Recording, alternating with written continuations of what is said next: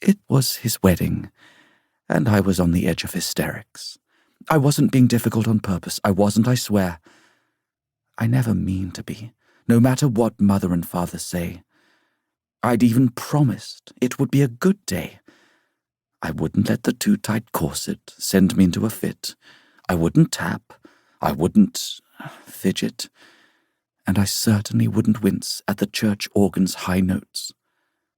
I would be so perfect that my parents wouldn't have a reason to so much as look at me.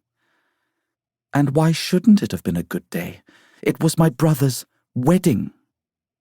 He'd just returned to London after a few months teaching surgery in Bristol, and all I wanted was to hang off his arm and chatter about articles in the latest Edinburgh Medical Journal. He would tell me about his new research and the grossest thing he'd seen after cutting someone open. He'd quiz me as he fixed his hair before the ceremony.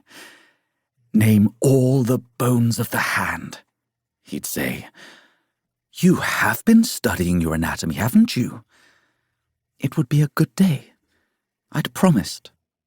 But that was easier to promise in the safety of my room when the day had not yet started. It was another to walk into St. John's after Mother and Father had spent the carriage ride informing me I'd be married by the new year.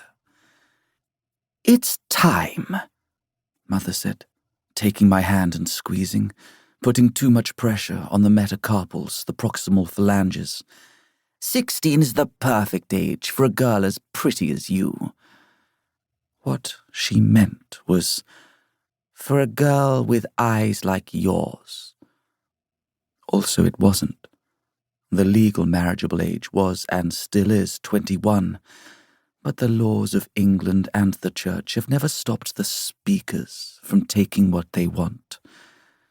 And it was clear what they wanted was me. It was like the ceremony became a fatal allergen. While Father talked with a colleague between the pews, and Mother cooed over her friends' dresses, I dug my fingers into my neck to ensure my trachea hadn't swollen.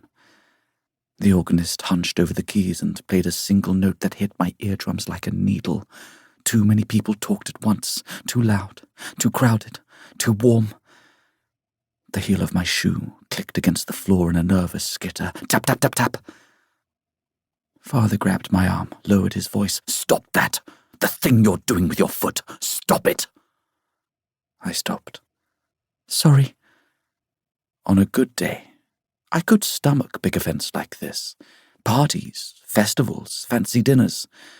Sometimes I even convinced myself I liked them, when George was there to protect me. But that's only because a legion of expensive tutors had trained me to.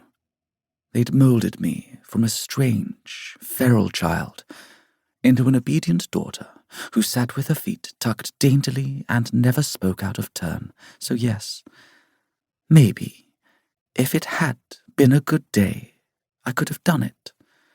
But good days had suddenly become impossible.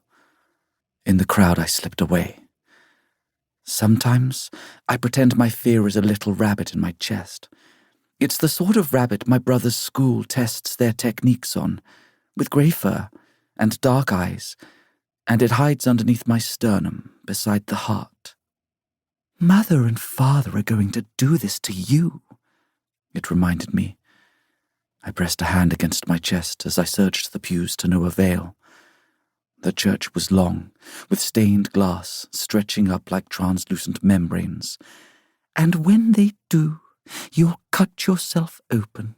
You'll pull out your insides. You promised."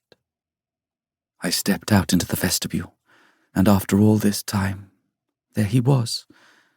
My brother with his groomsmen, friends from university I'd never met, stealing a drink from a flask, swinging his arms, trying to get blood to his fingers.